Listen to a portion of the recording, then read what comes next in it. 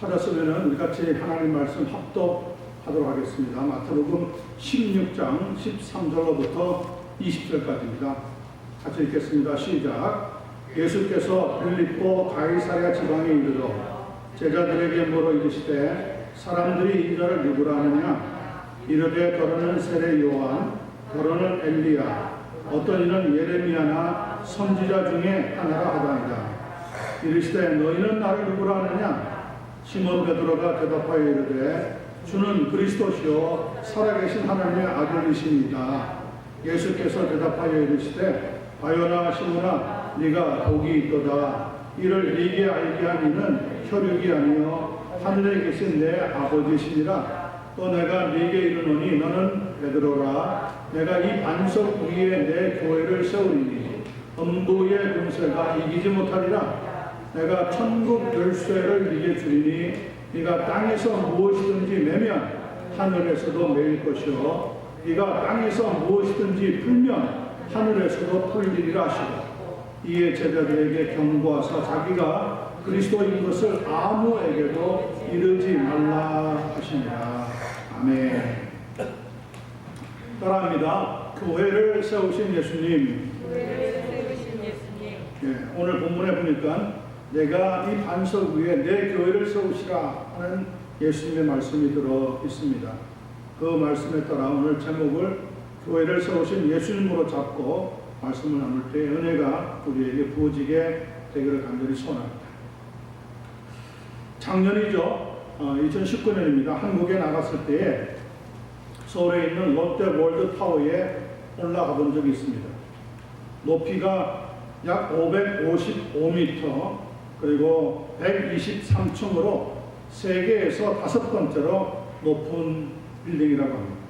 올라가 보니 정말 현기증이 날 만큼 높기는 높더라.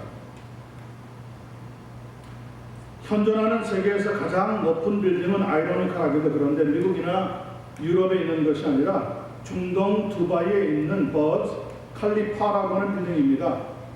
그 높이가 무려 830m 그리고 163층으로서 지진 강도 7.0에도 끄떡없는 내진 설계로 지어졌다고 합니다. 이 빌딩을 지을 때 시공을 한국의 삼성 설계사가 맡아가지고 했다고 하니 나름대로 좀 뿌듯한 마음이 없지 않아 있기도 합니다. 하여튼 그 높이가 한국의 북한산 높이와 맞먹을 정도로 높다고 하니까 얼마나 높은지 조금은 짐작을 할 수 있을 것 같습니다. 한때 세계에서 제일 높았던 엠파이어 스테이트 빌딩 높이가 443m에 102층이라고 하니까 이 버즈 칼리파 빌딩은 거의 2배의 높이를 자랑하고 있는 겁니다. 그런데 이런 높이의 빌딩을 유지하려고 하면은 받쳐주고 있는 하층 구도가 단단해야 되고요. 그것을 누르는 압력을 견뎌내야 되기 때문에 기초를 깊이 파야 하는데 그렇게 아주 깊은 곳에 파서 돌로 기초를 세우고 빌딩을 지었다고 합니다. 그렇지 않겠어요? 거의 사막이나 마찬가지 중동 지역에서 세계에서 제일 높은 빌딩을 지으려고 하면은 어디다가 기초를 둬야 되는데 아무리 파고 내려가도 거의 사막 지대이기 때문에 그 밑에 돌을 아예 만들어서 그 위에 세우지 않으면은 이 높이에 또 압력을 견뎌내지 못하고 마는 거죠. 그러니까 한마디로 반석 위에 세워졌다 이렇게 말할 수 있을 것 같습니다. 오늘 본문에도 보니까 예수님께서 내가 이 반석 위에 내 교회를 세우리라 하는 말씀이 나오고 있습니다. 반석 위에 세운 교회는 이 세상 끝날까지 함께하는 교회라고 믿습니다.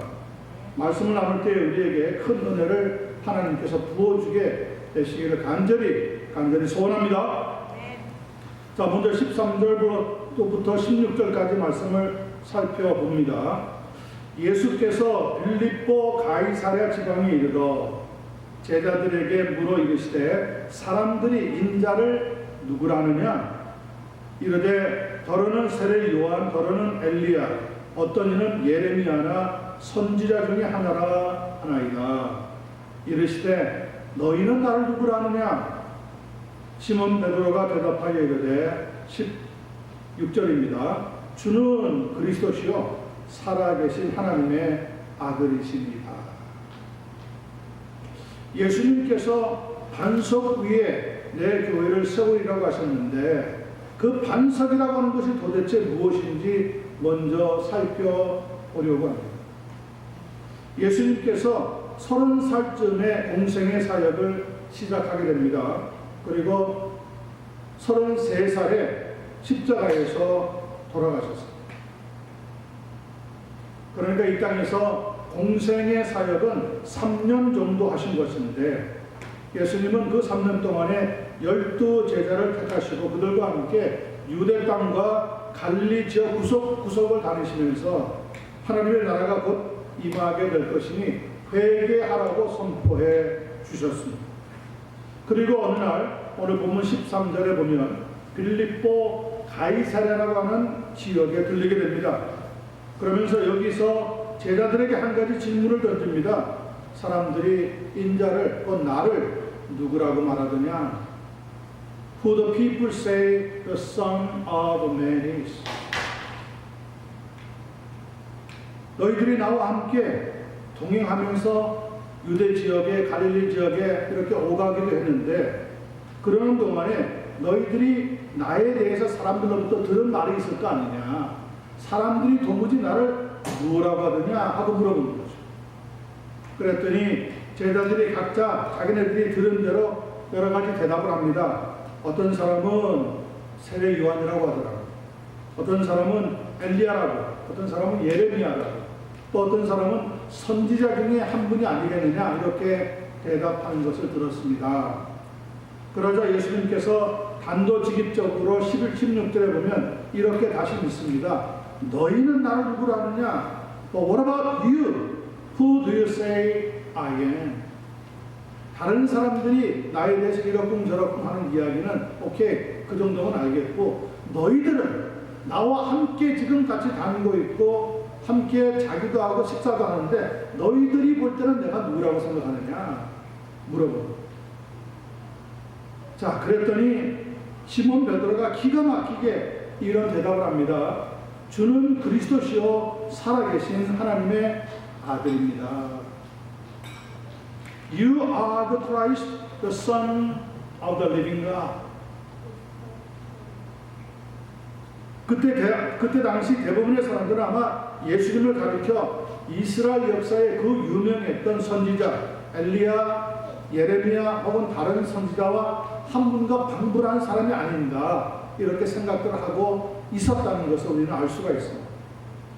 혹은 어떤 사람들은 헤롯 왕의 미움을 받아서 얼마 전에 참수를 당하여 세상을 떠난 세례 요한이 아닌가 생각하는 사람들도 있었다는 거죠.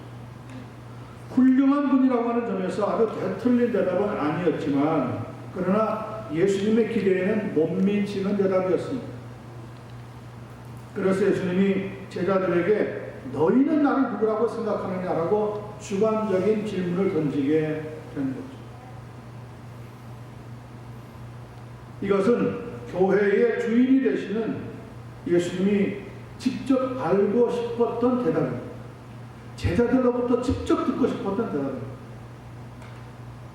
그리고 베드로는 주는 그리스도시요 살아계신 하나님의 아들입니다 라고 아주 훌륭한 신앙 고백을 하게 됩니다. 이 기대 이상의 훌륭한 신앙 고백은 우리에게도 대단히 중요합니다. 왜냐하면 교회는 어떤 것이냐? 교회는 신앙 고백 위에 세워지는 것이기 때문에 그렇습니다. 이것을 가리켜 교회의 정체성이라고 부릅니다. Identity of the Church. 교회는 도무지 어떤 것이냐? 교회는 무엇하는 것이냐? 교회는 누가 모여 있는 것이냐? 굉장히 중요한 질문이죠. 거기에 여러분과 저는 분명히 대답을 할 수 있어야 될 줄로 생각합니다. 주는 그리스도시요 살아계신 하나님의 아들입니다라고 신앙 고백을 할 수 있는 그곳에 예수님께서는 교회를 세우게 된답니다. 그러니까 신앙이 없는 교회는 신앙 고백이 없는 교회는 교회가 아니라고 하는 의미죠. 주는 그리스도시요 살아계신 하나님의 아들입니다 라고 신앙 고백을 하는 그곳에 무엇이 세워지느냐? 교회가 세워지게 된다는 것을 오늘 본문을 통해서 첫 번째 살펴보게 되어집니다. 여호와의 증인, 제7일 안식일교, 몰몬교 등등은 신앙 고백을 아주 부정합니다. 십자가 걸어놨다고 해서 그러므로 교회는 아닌 거죠. 멋있는 찬송을 불려준다고 해서 교회는 아닙니다. 본문에 의하면 예수님을 그리스도, 곧 메시아로 믿고 또 살아계신 하나님의 아들, 하나님이 우리에게 보내주신 구세주로 믿는다고 고백하는 그곳이 교회가 되어진다니. 여러분도 주는 그리스도시요 살아계신 하나님의 아들입니다라고 고백할 수 있다면 이 시간 크게 한번 아멘 하십시다. 아멘. 아멘. 아멘. 교회는 건물이나 빌딩이 아닙니다. 교회는 주는 그리스도시요 살아계신 하나님의 아들입니다라고 공통적으로 신앙 고백을 하는 성도들의 모임을 교회라고 합니다. 거기에 하나님의 생명력이 있는 겁니다. 자, 그러면 이렇게 훌륭한 신앙 고백을 한 베드로라고 하는 사람은 도무지 누구냐? 요한복음 1장 42절 43절을 보면 그를 이렇게 소개하고 있습니다. 그의 동생 안드레가 예수님을 먼저 만나고 돌아와서 형에게 예수님이 누군지 소개할 때 말씀입니다. 그가 먼저 안드레죠. 안드레가 먼저 자기의 형제 시몬, 베드로의 원래 이름입니다. 형제 시몬을 찾아 말하되 우리가 메시아를 만났다 하고, 메시아는 번역하면 그리스도라, 데리고 예수께로 오니 예수께서 보시고 이르시되 네가 요한의 아들 시몬이니 장차 게바라 하시니라. 게바는 번역하면 베드로라. 베드로는 곧 게바라고 하는 말씀인데 그 의미가 무엇이냐? 돌이라고 하는 뜻입니다. 스톤. 하나의 스톤, 피스 오브 스톤이라는 얘기예요. 돌이라는 것이에요. 그래서 헬라어로는 페트로스라고 부릅니다. 페트로스. 거기에 비해서 반석은 큰 바위라고 하는 뜻입니다. 이거는 페트라라고 부릅니다. 페트라. 그러니까 페트로스라고 하는 것은 그냥 작은 돌멩이 하나를 얘기하는 것이고, 오늘 본문에 나와 있는 반석은 페트라라고 해서 큰 돌 덩어리를 이야기합니다. 그런 점에서 베드로는 결코 반석이 될 수가 없는 거죠. 돌과 반석은 같은 종류이긴 하지만 다르게 부르고 있는 것처럼 베드로가 아무리 뛰어난 수제자였고 또 훌륭한 사도였다고 하더라도 반석은 될 수 없었다는 거예요.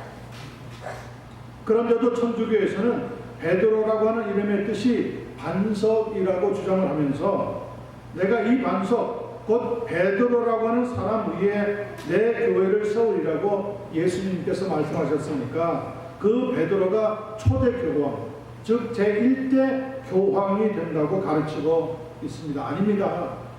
아닙니다.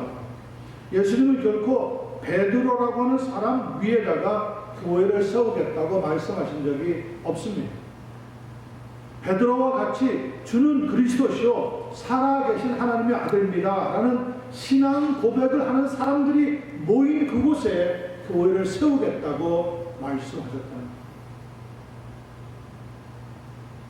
그러므로 베드로의 이 신앙 고백은 아주 멋있는 대답이라고 우리는 받아들일 수밖에 없습니다. 여러분은 과연 예수님을 누구라고 믿고 고백하면서 신앙생활, 교회생활을 하고 계십니까? 주는 그리스도시고 곧 나의 죄를 대신해서 죽으시기 위해서 십자가를 지신 메시아이신, 그리고 살아계신 하나님의 아들 곧 창세기 3장 15절에 예언되어 있는 원시복음, 내가 너로 여자와 원수가 되게 하고 네 후손도 여자의 후손과 원수가 되게 하리니 여자의 후손은 네 머리를 상하게 할 것이요 너는 그의 발꿈치를 상하게 할 것이니라 라는 그 말씀이 성취되게 하시는 것이 바로 우리 예수 그리스도 교회의 머리요 주인 되시는 그분 때문에 일어나게 되었다는 것을 믿게 되는 여러분과 제가 되기를 간절히 원합니다. 그리하여 예수님이야말로 메시아이시면서 동시에 구세주이신 것을 믿는 그 믿음 위에 우리의 신앙을 전개해 나갈 수 있는 은혜가 있기를 예수님의 이름으로 간절히 축원합니다. 자, 두 번째 보겠습니다. 17절, 18절 말씀입니다. 17절입니다. 예수께서 대답하여 이르시되 바요나 시몬아 네가 복이 있도다. 베드로가 주는 그리스도시요 살아계신 하나님의 아들입니다 라고 고백하니까 너무너무 그 대답을 듣고 기뻐하십니다. 그래서 바요나, 바라고 하는 것은 아들이라는 뜻입니다. 누구의 아들. 그러니까 바요나, 시몬 베드로의 아버지 이름이 요나였어요. 그래서 바요나 시몬아 부르고 있습니다. 바요나 시몬아 네가 복이 있도다. 이를 네게 알게 한 이는 혈육이 아니요 하늘에 계신 내 아버지시라. 그리고 18절 또 내가 네게 이르노니 너는 베드로라. 베드로 작은 돌이에요. 작은 돌. 단단하긴 하지만 반석은 아니에요. 그런데 내가 이 반석 위에 네가 지금 방금 나에 대해서 고백한 그 신앙 고백, 흔들리지 않는 신앙 고백, 반석과 같이 단단하게 기초가 세워지는 그 고백 위에, 반석 위에 내 교회를 세우리니 음부의 권세가 이기지 못하리라 말씀하셨습니다. 자, 예수님께서 베드로의 신앙 고백을 들으시고 얼마나 기뻐하셨는지 우리는 알 수가 있습니다. 예수님이 그리스도 혹은 메시아이시면서 하나님의 아들이심을 깨닫게 되는 것은 그런데 혈육이 아니라 사람의 힘이 아니라 하늘에 계신 하나님 아버지께서 은혜를 주셔서 그렇게 고백할 수 있게 되었다는 거죠. 만약에 베드로 자신이 스스로 예수님에 대해서 그리스도시고 하나님의 아들이라는 것을 느끼고 깨닫고 고백했다면 그는 정말 자기 자신을 자랑스럽게 여길 수도 있었을 겁니다. 그런데 예수님은 분명히 얘기합니다. 네가 그렇게 고백할 수 있는 것은 하늘에 계신 내 아버지께서 네게 은혜를 주셔서 네게 알게 하여 주셨기에 그런 고백이 가능하게 되었다고 바르게 해석해 주고 있는 거죠. 에베소서 2장 8절과 9절 말씀이 그것을 증거합니다. 너희는 그 은혜에 의하여 믿음으로 말미암아 구원을 받았으니 이것은 너희에게서 난 것이 아니요 하나님의 뭐라고요? 선물이라. 선물은 거저 주시는 거 내가 믿음으로 받는 거죠. 주는데 감사합니다고 받는 거예요. 그래서 gift of God, 선물이라고 설명합니다. 행위에서 난 것이 아니니 이는 누구든지 자랑하지 못하게 합니다. 내가 믿고 내가 깨닫고 내가 붙잡고 했다면 나에게 자랑할 일이 있지만 그러나 하나님이 은혜를 주셔서 믿음이 생기게 하셨고 하나님이 주신 그 믿음 가지고 예수님이 누군지 깨닫게 됐기 때문에 사람으로서 자랑할 만한 일은 아니라는 거죠. 모든 것이 합력하여 하나님이 은혜를 통하여서 역사해 주시게 되었답니다. 이것은 베드로만이 아니라 오늘 이 시간을 살아가는 우리에게도 해당하는 대단히 중요한 말씀입니다. 예수님이 이 땅에 오셔서 하신 아주 중요한 두 가지 사실이 있습니다. 그 첫 번째는 갈보리 산상에서 십자가를 지신 겁니다. 그리고 다른 하나는 이 땅에 교회를 세우신 겁니다. 십자가에서 죽으실 때 예수님께서 하신 7마디의 말씀 가운데 6번째 어떤 말씀이 있습니까? 다 이루었다. It is finished 라고 하는 말씀을 하셨는데 그것은 십자가의 친언, 십자가 위에서 7마디 말씀을 하신 핵심 중에 핵심이 되는 말씀. 이 다 이루었다고 하는 말을 성경의 원어인 헬라어로는 테틀레스타이라고 하는데 원래는 상업 용어입니다. 즉 빚이나 세금을 다 갚았을 때 그것이 완불되었다 하는 의미로 쓸 때 테틀레스타이, 다 갚았다, 다 지불되었다 그런 의미로 쓰이는 단어라는 거죠. 그렇다면 무엇이 다 완불되었다, 무엇이 다 지불되었다고 하는 말이에요. 그것은 예수님께서 이 땅에 오신 목적을 다 이루었다고 하는 의미를 가르쳐주고 있습니다. 이에 대해서 성경 두 곳을 보기를 원하는데요. 먼저 로마서 3장 23절, 24절을 보기를 원합니다. 제가 읽어드릴 테니까 그냥 잘 들어보시면 되겠습니다. 모든 사람이 죄를 범하였음에 하나님의 영광에 이르지 못하더니, 하나님의 영광에 이르지 못한다는 것은 결국 영생을 얻지 못하고 죽을 운명이 되어버렸다. 그리스도 예수 안에 있는 성령으로 말미암아 하나님의 은혜로 값없이 의롭다 하심을 얻은 자 되었느니라. 모든 사람이 죄를 범하였으므로 죽음으로 끝나는 인생을 살 수밖에 없게 되었다는 거예요. 그런데 예수님께서는 그 우리의 모든 죄를 맡아서 십자가에서 대신 죽어주심으로 우리의 죄를 사해 주시는 대속의 죽음을 감당해 주셨다는 거죠. 이 사실을 누가 알 수 있었을까요? 아무도 없었습니다. 아무도 몰랐습니다. 십자가에서 죽으시는 것이 그런 깊은 비밀의 의미가 있다는 것을 아무도 몰랐습니다. 지혜 있는 자도 힘이 있는 자도 권력자도 몰랐습니다. 그래서 고린도전서 2장 6절과 9절은 이렇게 우리 앞에 증거하고 있습니다. 그러나 우리가 온전한 자들 중에서는 지혜를 말하노니 이는 이 세상의 지혜가 아니요 또 이 세상에서 없어질 통치자들의 지혜도 아니요 오직 은밀한 가운데 있는 하나님의 지혜를 말하는 것으로서 곧 감추어졌던 것인데, 하나님이 우리의 영광을 위하여 만세 전에 미리 정하신 것이라. 이 지혜는 이 세대의 통치자들이 한 사람도 알지 못하였나니 만일 알았더라면 어떻게 됐을까요? 성경의 반전의 말씀이 이렇게 나옵니다. 영광의 주를 십자가에 못 박지 아니하였으리라.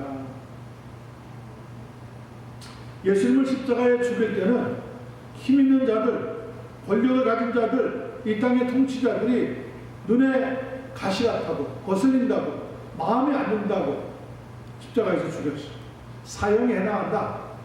종교적으로는 하나님의 이름을 함부로 부른 죄가 있다. 이렇게 해서 종교재판에서도 사형으로 예수님을 죽이기로 했습니다. 그런데 그 죽음 속에 뭐가 들어있었냐? 하나님의 지혜가 들어있습니다. 하나님의 반전의 역사는 놀랍게 그 다음 예수님이 죽고 나서 부활이라고 하는 과정을 통하여서 죽었다가 다시 살아나신, 그래서 영원한 생명을 우리에게 주시는 구원의 모든 역사를 성취하신, 우리의 죄값을 다 완불하신, takeless time, 다 이루었다고 하는 그 구원의 놀라운 역사가 일어날 수 있는 은혜를 우리에게 더하여 주셨다는 거죠. 이 세상에 있는 지혜자, 통치자 아무도 십자가의 의미를 아는 사람이 없었습니다. 그래서 예수님을 죄가 없음에도 죽였어요. 그리고 이 십자가의 복음, 생명을 얻을 수 있는 이 복음을 전할 수 있도록 하기 위해서 예수님은 이 땅에 뭘 세워주셨습니까? 교회를 세워주셨다. 내가 이 반석 위에 내 교회를 세우리라. 이 세상은 어두움으로 죄악 가운데 물들어 있는데 그 중에서도 예수님이 누구신지 신앙 고백을 하는 사람들이 모이는 그곳에 놀라운 하나님의 교회, 곧 나의 교회를 세우겠다고 말씀하고 있습니다. 예수님이 내 교회라고 꼭 집어서 말씀하신 것을 여러분 잊어버리지 않게 되기를 간절히 소원합니다. 그러므로 예수님께 대한 신앙 고백을 하는 교회만이 음부의 권세를 이길 수 있는 능력이 있는 이 땅의 유일한 것이라는 걸 여러분과 저는 반드시 의심하지 않고 믿고 또 확신할 수 있게 되기를 간절히 소원합니다. 교회는 얼마나 모이느냐 하는 크기에 따라서 평가할 수 있는 것이 아니라는 의미입니다. 교회는 성령의 능력으로 활동하는 것이고 그 교회에 모인 성도들은 믿음의 신앙 고백을 함으로 하나님의 교회를 이루어 나가게 되는 겁니다. 이 사실을 깨닫고 마음에 큰 위로와 담력을 얻을 수 있는 이 시간 되기를 예수님의 이름으로 간절히 축원합니다. 19절 20절 말씀을 살펴봅니다. 내가 천국 열쇠를 네게 주리니 네가 땅에서 무엇이든지 내면 하늘에서도 매일 것이요 네가 땅에서 무엇이든지 풀면 하늘에서도 풀리리라 하시고 20절입니다. 아주 중요한 말씀을 이렇게 이야기하십니다. 이에 제자들에게 경고하사 자기가 그리스도인 것을 아무에게도 이르지 말라 하십니다. 예수님이 그리스도라는 것을 소문내고 퍼뜨리기 시작하면 어떻게 됩니까? 통치자들, 눈치 빠른 자들, 약삭 빠른 사람들이 모여서 예수님을 옹이해서 이 땅에 왕으로 세울 것이라고. 그리고 자기네들이 권력을 누리려고 하는 거죠. 그러면 예수님에게 십자가를 질 필요가 없다고 설득할 거란 말이에요. 그래서 예수님은 자기가 십자가를 져야 되는 그 시간까지 아무에게도 내가 그리스도인 것을 제자들로부터는 지금 확인했으니까 됐다는 거죠. 그러나 아무도 내가 그리스도인 것을 알지 못하게 해서 하나님께서 it is finished, catalyst time, 하나님의 구원의 계획이 완전히 성취될 때까지 너희들만 알면서 복음을 증거하는 준비를 하라고 약속해 주신 거죠. 여기서 중요한 것은 교회가 어떤 곳이냐. 교회는 첫 번째 뭐라고 그랬습니까? 주는 그리스도시요 살아계신 하나님의 아들입니다 라고 신앙 고백을 하는 것이 교회라고 했어요. 두 번째, 교회는 어떤 것입니까? 교회는 예수 그리스도가 주인이 되는 것이. 예수님을 주인으로 모신 그 교회는 무엇이 이기지 못해요? 음부의 권세가 이기지 못하는 하나님의 능력이 들어있는 곳이요. 세 번째, 교회는 어떤 것이냐? 오늘 보니까 천국 열쇠를 가지고 있는 것이라고 말씀하고 있습니다. 예수님은 분명히 내가 천국 열쇠를 네게 주리니 라고 말씀하고 있다는 것을 잊지 말아야 합니다. 문제는 그런데 아무리 천국이 좋은 곳이긴 하지만 지금 우리의 눈에는 가려 있다는 겁니다. 보이지 않는다는 거예요. 그래서 아무리 시력이 좋아도 천국을 볼 수가 있습니까? 없습니까? 2.0쯤 되면 보일까요? 아니면 어마어마하게 성능이 좋은 망원경을 갖다 놓고 어디에 있나고 천국을 찾아보면 찾을 수 있을까요? 사람의 눈에는 완전히 가려져 있습니다. 그러나 이 천국에는 각종 축복이 풍성한 것이라고 성경은 증거하고 있습니다. 몇 군데 말씀을 찾아 말씀드릴 테니까 그냥 어디 몇 장 몇 절이라고 적어만 놓으시면 되겠습니다. 첫 번째는 요한계시록 21장 4절 말씀이에요. 모든 눈물을 그 눈에서 닦아주시니 다시는 사망이 없고 어디가요? 천국이. 다시는 사망이 없고 애통하는 것이나 혹하는 것이나 아픈 것이 다시 있지 아니하리니 처음 것들이, 처음 것이라고 하는 것은 지금 우리가 살고 있는 이 세상을 말하는 거예요. 처음 것들이 다 지나갔습니다. 천국은 어떤 것이에요? 사망이나 죽음이나 애통하는 곳이에요. 영원히 사는 곳이에요. 믿게 되기를 예수님의 이름으로 축원합니다. 두 번째는 요한계시록 21장 21절입니다. 천국에 문이 있는데 그 12문은 12진주니 각 문마다 한 개의 진주로 되어 있고 성의 길은, 사람들이 예왕할 수 있는 길은 무엇으로 만들어져 있느냐? 맑은 유리 같은 정금이더라. 불순물이 요만큼도 들어가 있지 않는 정금, 순금으로 그 길이 마치 유리같이 되어 있더라는 거예요. 그러니 그곳은 깨끗한 사람이 살 수밖에 없다는 것을 강조해주고, 여러분, 우리는 육체 가운데 있기 때문에 때로 실수하고 또 범죄하기도 하고 해서 더럽혀질 수 있습니다. 더럽혀지지만 그때마다 예수님의 보혈로 깨끗함을 씻게 된다는 것을 믿으시기를 간절히 소원합니다. 세 번째는 요한계시록 22장 2절 말씀입니다. 길 한가운데 흐르더라. 뭐가요?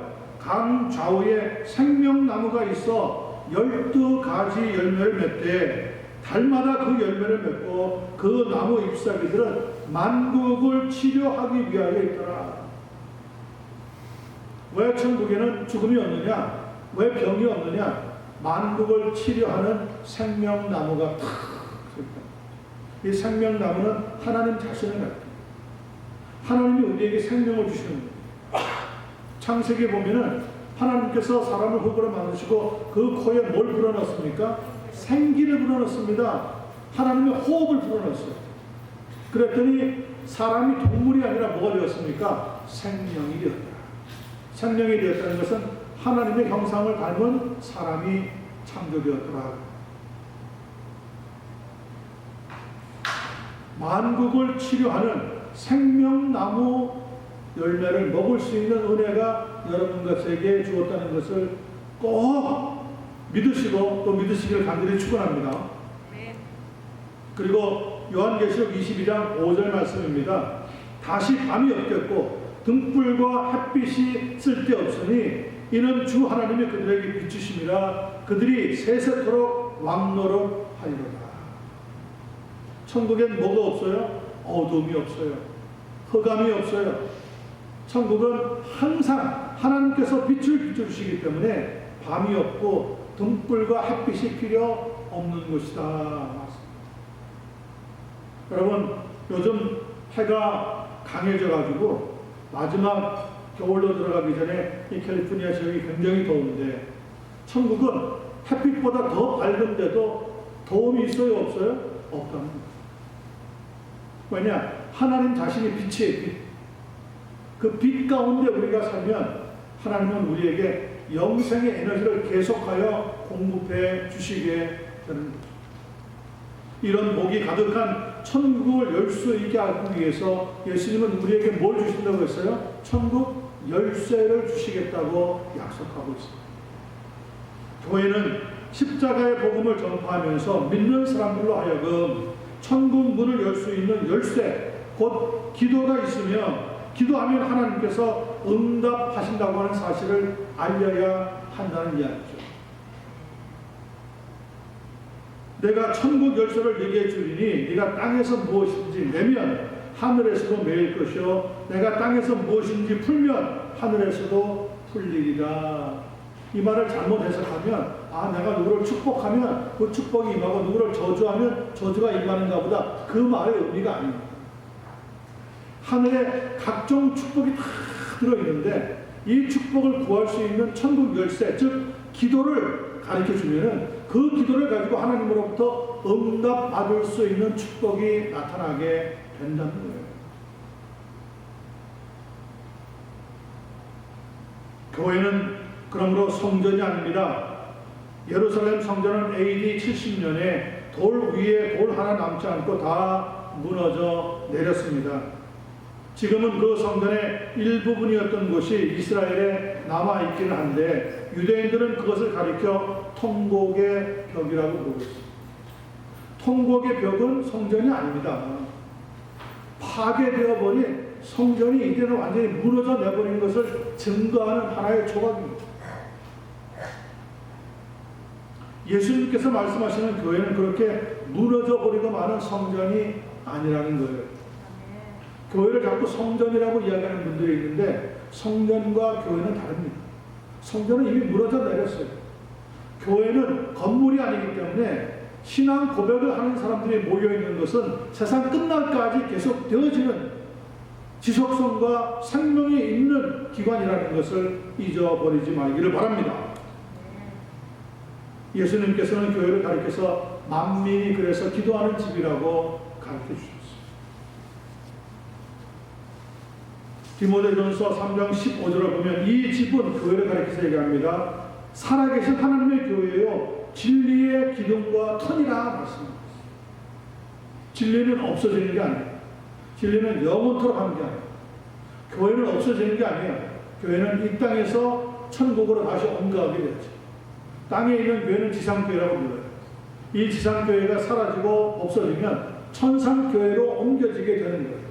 그래서 교회는 생명력이 다하지 않습니다.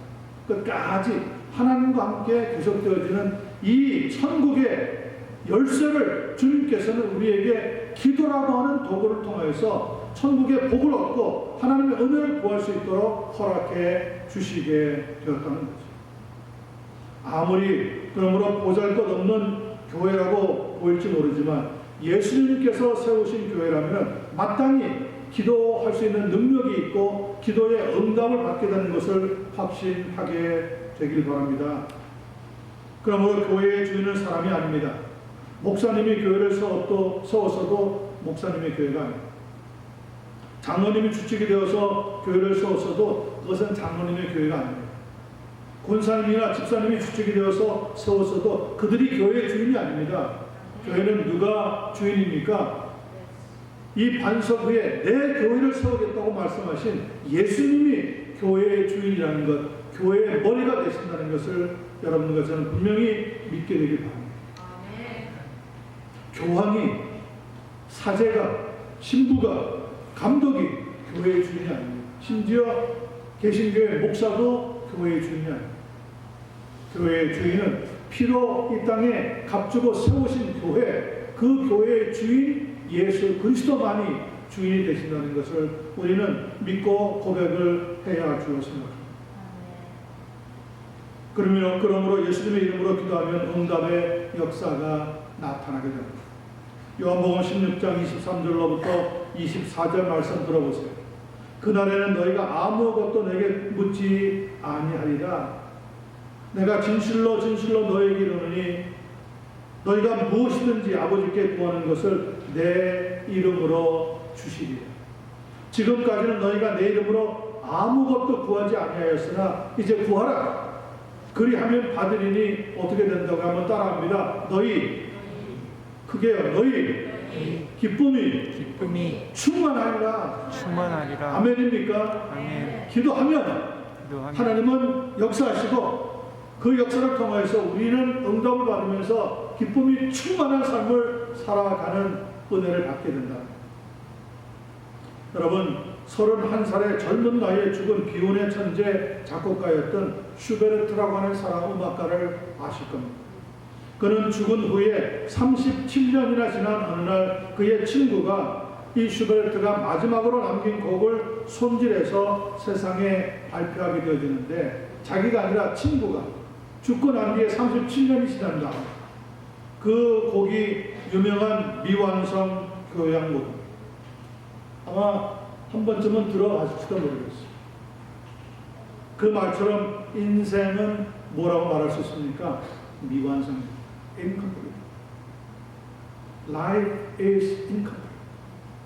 우리의 인생은 미완성입니다. 그래서 죽음을 맞이하면 사람들 대부분이 이 세상에서 살았던 자신의 삶을 후회한다고 합니다. 잘못 살았다는 거죠. 하나님 앞에 갈 때가 되니까 철이 나는 거예요.